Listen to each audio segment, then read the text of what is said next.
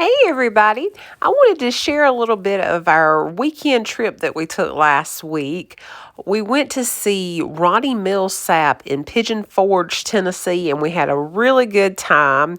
I also wanted to show you the not so great time that we had at the Spring Hill Suites in Pigeon Forge, Tennessee.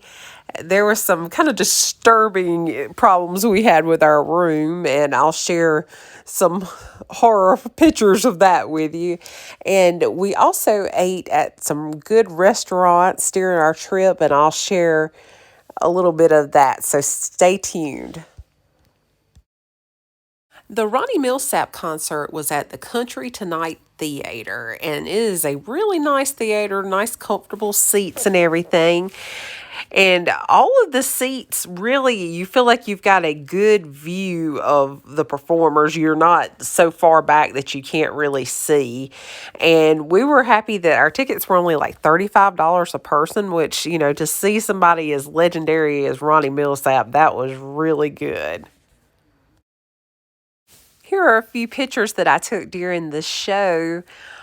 He puts on a wonderful performance, and he has so many hit songs that he went through a lot of kind of like melodies where he played bits and pieces of some of his most famous songs, and then towards the end, he hit some of the Grammy winning songs that he did. One of my favorites is I love Smoky Mountain Rain and There's a Stranger in My House. I love that one when I was a kid because I was born in 82. So, I was a small child when that song was out. And something about just the music to that, I loved it.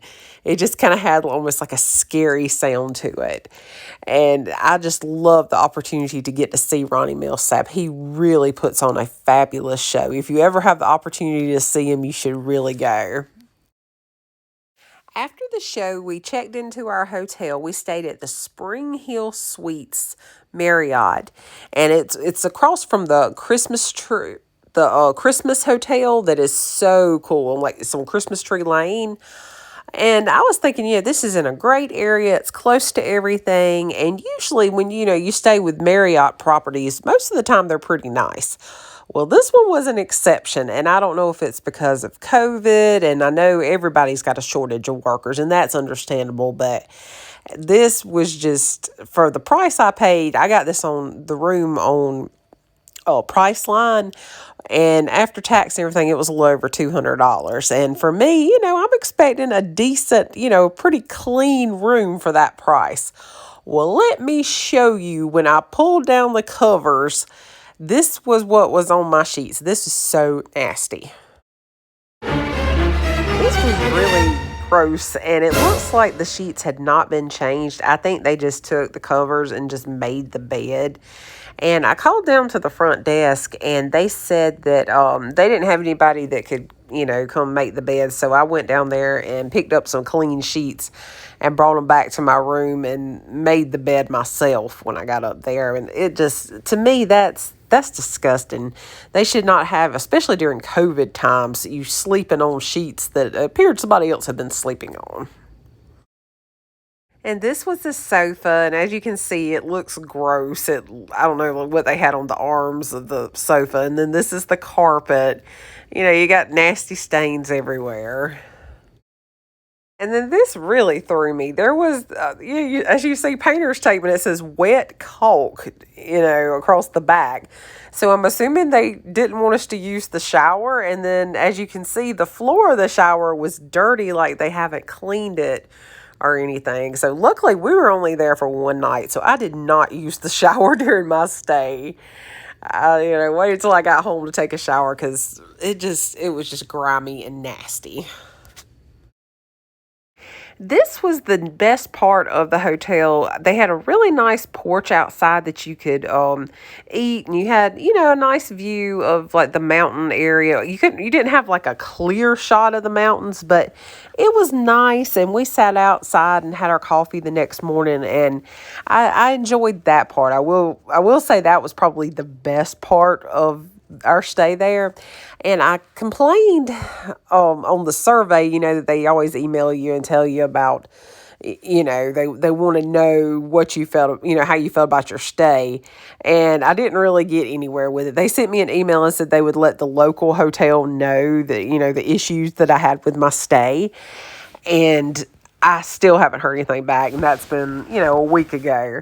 So I have a feeling I probably will never hear anything back from the hotel, because I think that's just sort of their standard of, how the rooms are. Because, when I called and let the lady at the front desk know, she really could seem like she could care less. And also, when I went to the front desk to get the sheets, there was another lady who had the same problem. Her sheets were dirty, and she was having to get fresh sheets so she could make her bed to go to sleep.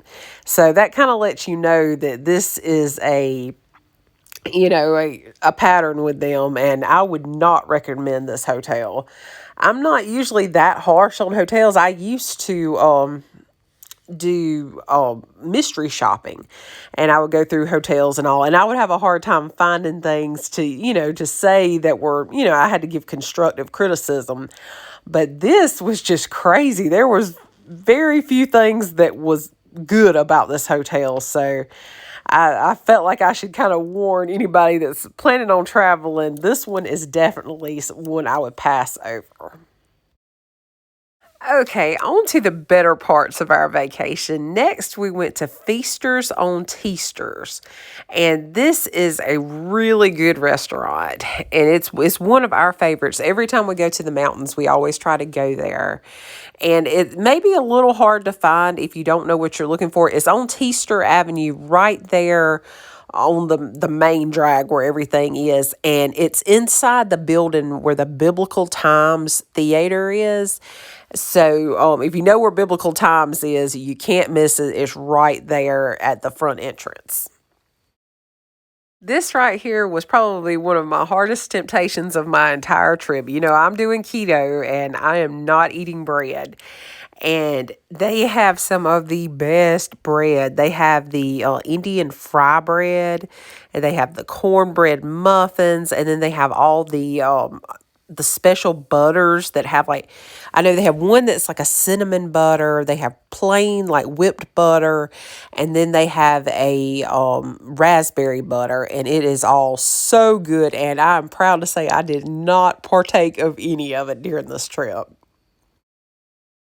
They always bring you out unlimited appetizers. You can get more of these if you like them. They have homemade potato chips and fried okra.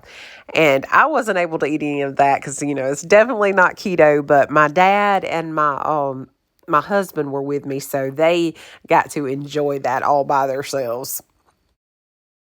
We ordered some of the smoked salmon dip, and it comes with Indian fry bread. But since I couldn't have that, they brought me some sliced cucumbers, and I was able to use that to dip the salmon, because the dip is just mainly salmon and cream cheese and some spices.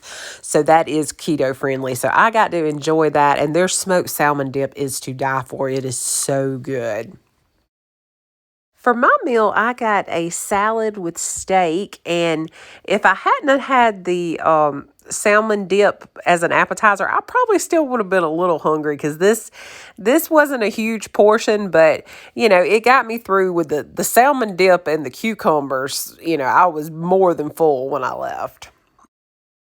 Chris and my dad got the chicken cordon bleu, which is always really good. And they got mashed potatoes and macaroni and cheese, and they really enjoyed it. And I've ordered that in the past when I was not on keto, and I really like that too. So I know that they had a really good meal.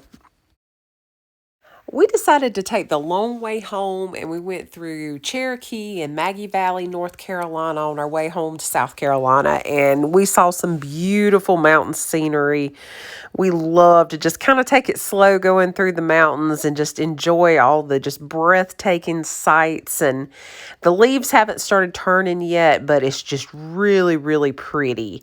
And that's one of my favorite things about going to the mountains, is just riding through and just enjoying just the breathtaking views. Before we got home, we stopped for supper at the Peddler Steakhouse in Greenville, South Carolina, and it is so good. It's kind of hidden away up on the side of a mountain, and it's a really cool place. It reminds you of like Snow White's cottage. That's the only way I can really think to describe it. About last. I got so much junk already.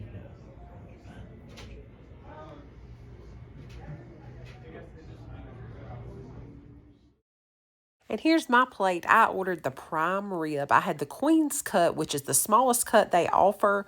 But as you can see, it was not small in any way. And so I had plenty left over to bring home the next day to have steak and eggs. Well, I hope you all enjoyed this video. If you're not a subscriber, please subscribe to my channel and hit that bell so you'll be notified every time I make a post. Thank you so much.